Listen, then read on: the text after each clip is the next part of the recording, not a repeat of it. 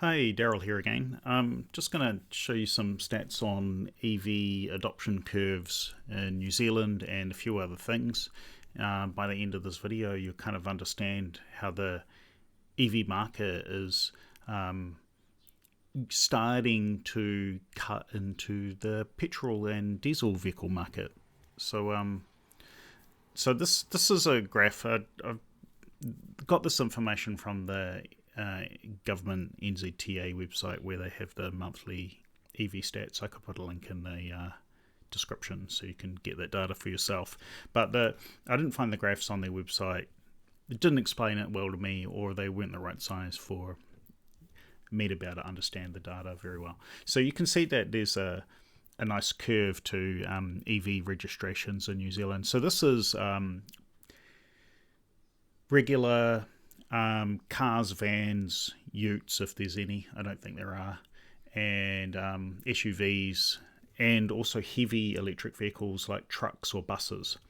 And I've put this little yellow marker here because a weird thing happened to the shape of the graph. If you can see, there's actually a little flattening of the graph there, a little dip where the little yellow marker is. And this is where the government talked about having the EV subsidy scheme, but then didn't deliver anything for a few years. And so there's actually a kind of a little dip. You can see that before the arrow, I don't know if you can see this marker here. Before there was a nice little curve up, and then it flattens a little bit, and then it continues on the curve up. And that was just a thing that I noticed, that I think that's what that was caused by. That's my hypothesis. And I've done another graph here, which is the same data but done as individual bars for each month. And so again, you can see EV purchasing was increasing, and then there was a little dip down for a few months, and then back up again.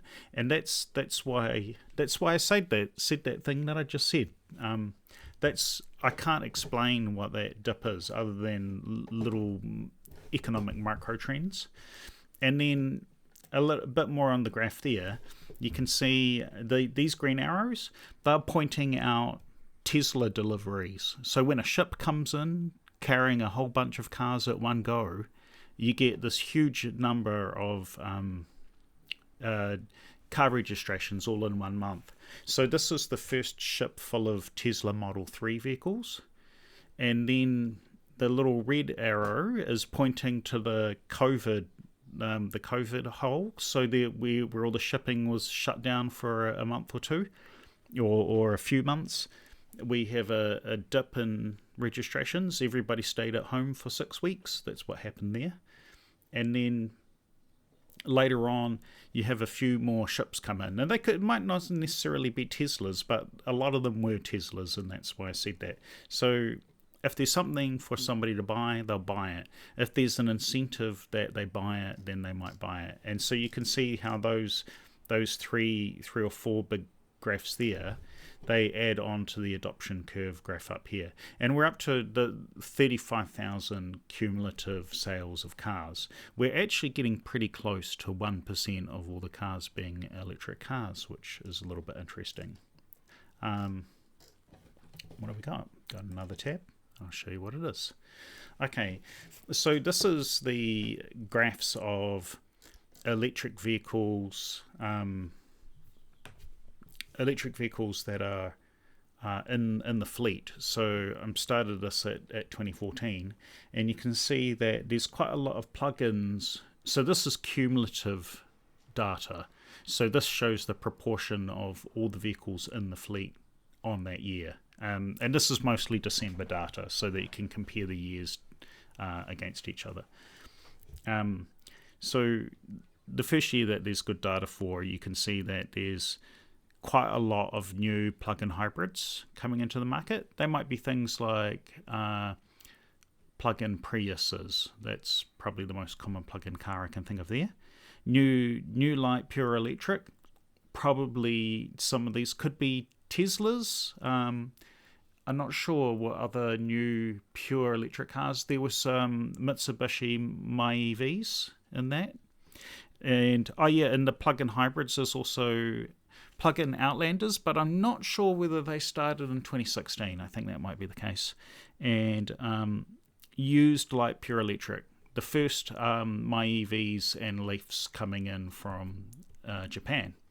And as we go year by year across these, you can see that the plug-in hybrid, that's the red segment, gets smaller, and the blue segment, or teal, this colour here, the light used pure electric actually increases. And so that increases up to about 2017 and 2018. So let's have a look at that one there. In 2018, most of the cars that are coming into New Zealand are used electric cars from Japan, and a few from the UK, but mostly from Japan. There's some new light pure electric cars here, only 17%, and some used plugins. There'll be Outlanders and Priuses, and then new light plug-in hybrids. Other ones, BMWs and Ioniqs. I think they're the common ones. Maybe a few Mercedes. There might be some plug-in hybrid Mercedes cars. And then the 2019 and 2020 markets, the trend starts to go the other way. So the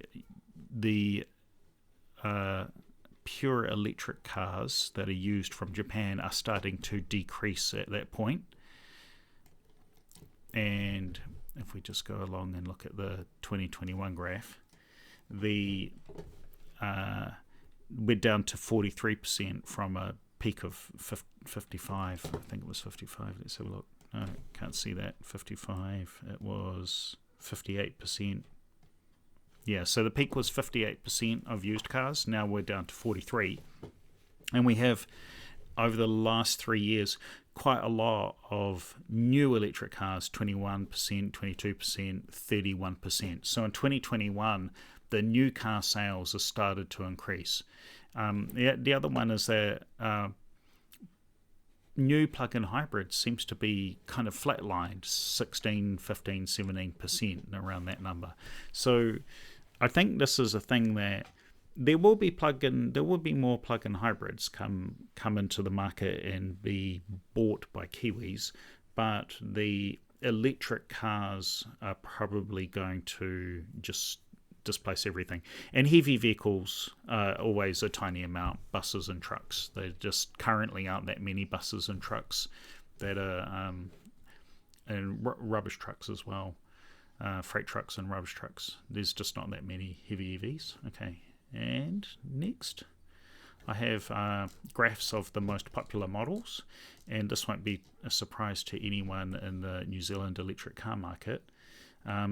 The used Nissan Leaf, 40% of all the current electric cars in New Zealand, 40% of them are used Nissan Leafs that came from Japan. And then the next segment is everything that's less than 1% each. That adds up to a lot. There's a lot of electric cars that are just one-offs, where they're only importing one or two of them. No, hardly any of them at all, but there's a lot of different weird ones. I mean, they could be importing a dozen of them, but they don't make 1% of 35,000 cars. And then Tesla is the next biggest chunk. So that's all Teslas combined, Model 3s, Xs, and Model Ss. I don't think there's any Model Ys in New Zealand. Maybe there are now, but they're pretty new for our market. And then Mitsubishi Outlander plug-in hybrid, that's a big chunk as well, 12%. And Toyota Prius plugins. So there's quite a lot of those. A lot of those are used coming in from Japan. And then BMWs, Hyundai Ioniq, Nissan ENV vans. So most of those are electric cars. There's some Audis. And then new Nissan Leafs, 1% of the market. New Renaults, 1% of the market. So it's kind of interesting. So for the market for electric cars in New Zealand is used Nissan Leafs, Teslas, Mitsubishi plug-in hybrid, four-wheel drives, Toyota plug-in hybrids, BMWs, Ioniqs, and used Nissan vans, some Aldis, and some brand new Nissan Leafs and Renaults. There's not very many brands making up the actual available brands. You notice that you don't see Porsche Taycan and a few other things like that. They're all in the other. So there's a big other segment, but they're very small numbers of each of those cars sold. I thought that was quite fascinating. This is the really big piece of information that I think is the most important thing in this whole chart. Now, this is a lot of numbers and maths in here, and I'll just explain what I'm doing here. What I've got is the number of vehicles there are and the number of kilometers that each vehicle drives each year. This is all averages, again, from the NZTA website. And so I've made a summary of this. And so the year registered is the first year the vehicles were registered in New Zealand. And so there's no data for, there's only partial data for 2019, 2020 and 2021, because we don't know how many kilometers those cars have driven. New cars that have just come into the country, we don't have the data for how many kilometers they're being driven each year, because cars, if they're brand new, they don't have to go for a warrant of fitness for the first 3 years. So the government doesn't capture the data of how many kilometers they've driven until they're 3 years old. So that's just an interesting note. So what we have is that when you look at it, the average number of kilometers driven by cars is actually surprisingly high. It's averaging about 12,000 kilometers per year, which is much higher than the regular kilometers that people drive their petrol cars. And if you look at used imports, so that's imports that are new, and these are the used cars. The used cars are also coming up with this high number as well, around 12,000 kilometers per year. I'll just move that on the screen a bit better. So there we go. Sorry, it's quite hard to get everything on the screen at once the way I want to see it, so that you can see it. There we go. So these are the total numbers of kilometers that are driven. So newer imported electric cars are doing 15 million kilometers in total. 42 million kilometers there. So the numbers of kilometers are huge. So I'll just read through. I made a summary here of what that actually means, and I made a calculation to support my numbers. So I'll just talk you through this. So New Zealand drivers drive a total of 46 billion kilometers per year. That's a lot. We have about 4 million cars that we use. 130 million of the 46 billion kilometers are driven in EVs, and that's 0.28% of the driving that is done in 2019. And as I was saying, we don't have newer data than that, but there are, as of the end of 2021, 35,500 EVs. So these are cars that can plug in some way. I think this is including plug-in hybrids in the data, but there's not that many plug-in hybrids, so you just can make the assumption that most of these kilometers, almost all of them, are driven in EV mode. The average distance that we're driving our EVs each year is 12,000 kilometers per car, which comes out at 426 million kilometers, which is actually 0.9% of all the kilometers driven. So we're almost up to 1%. So probably, if you see this video sometime during 2022, in the first few months of 2022, we might already be up to 1% of all of the kilometers that are being driven in electric cars. And that's quite a surprise, because there's just not that many electric cars. But as I was saying, we drive electric cars more than we drive petrol and diesel cars per car. Okay, so the average travel distance for petrol and diesel cars is about 9,000 kilometers per year, but people drive their EVs about 1.33 times more kilometers than they do the equivalent fossil cars. That might mean that we only need 3 million EVs and not the current 4 million fossil fuel cars to cover all of our usage. But I say probably not, because as we get more, as the population of the country increases over the next few years, we'll need more cars for those extra people. And so you kind of always end up needing more than what you think you need later on, because the population is growing and people aren't actually driving more. I looked at how many kilometers we drive, and it's been pretty flat over the last decade or so. I think it's been up and down, varying only 5 or 10% over the last decade. So we're not actually driving more. The massive ramp up of driving happened from 1980 to year 2000, and in that time, the number of cars increased by, I think it was about 50%, plus we drove them a lot more. And it worked out that between 1980 and year 2000, we started driving 6 times more kilometers per person, which is completely mind-blowingly huge amount. And that's why from 1980 to the year 2000, we really had to improve the roads a lot in New Zealand, because we just started driving so much more. As cars got more reliable, you could drive them much longer distances, and people did drive them more.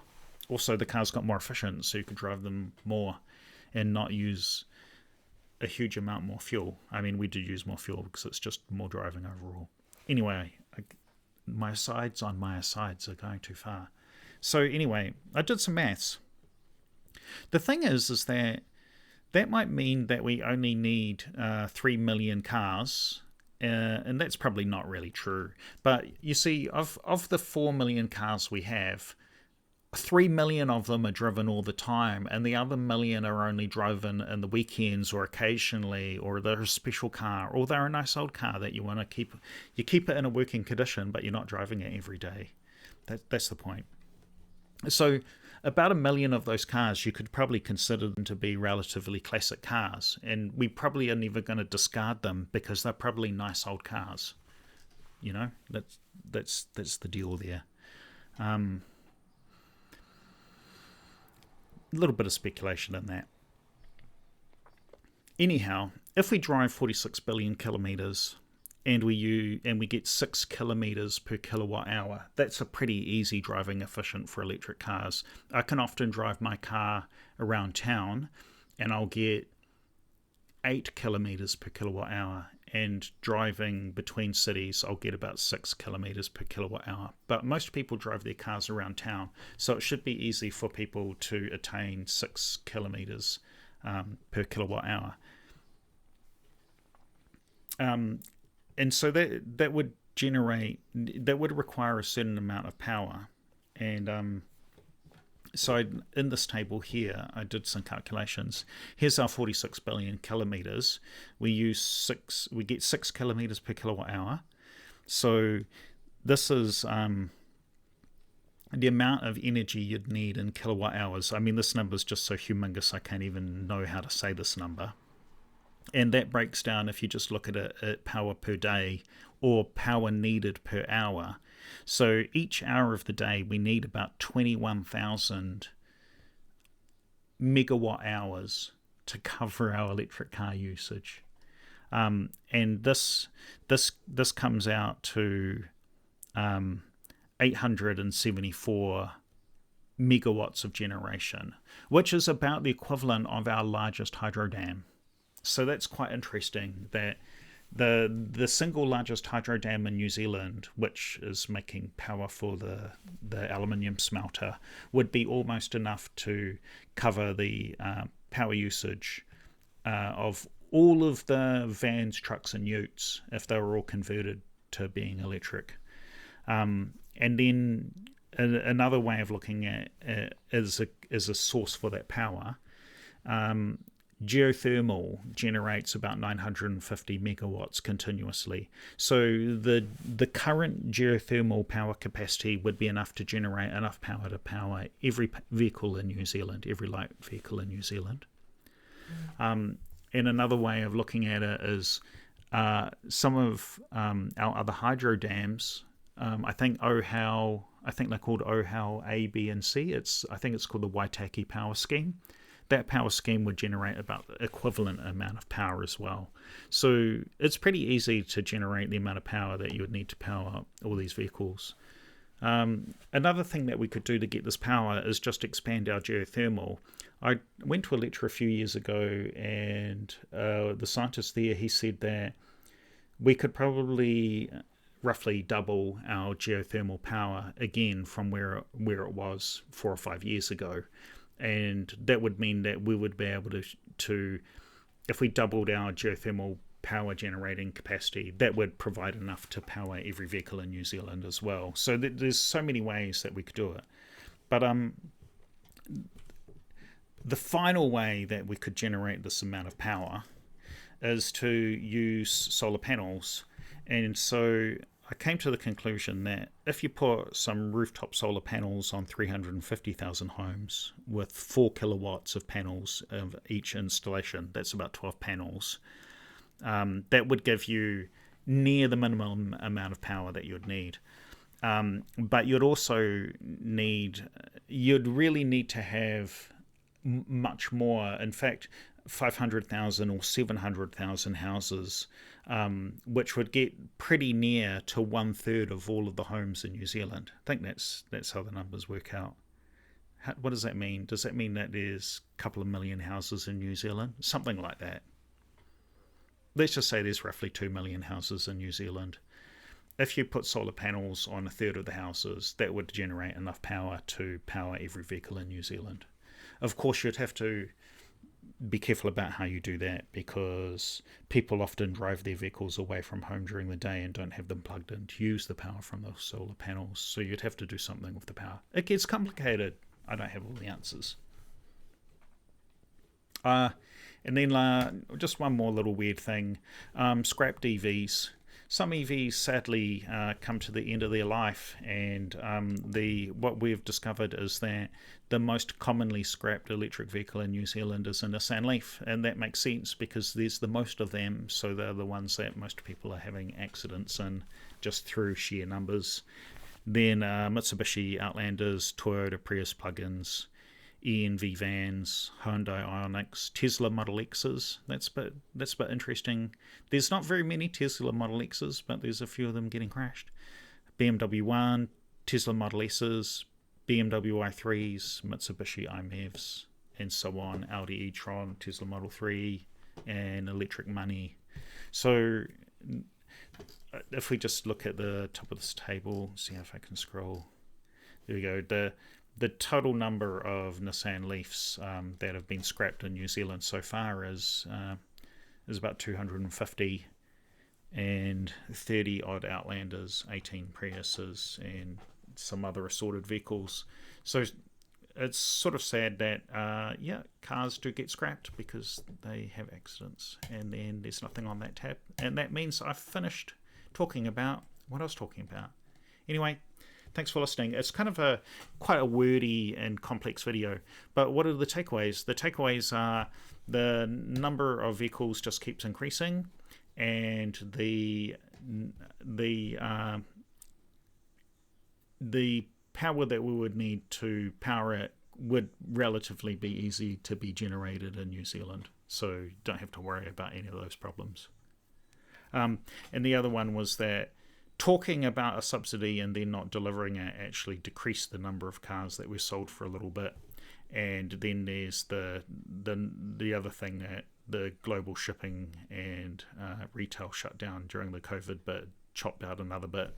And then up here, the electric vehicle sales increased rather dramatically once the subsidy system came online. So that's like the 5 months of subsidy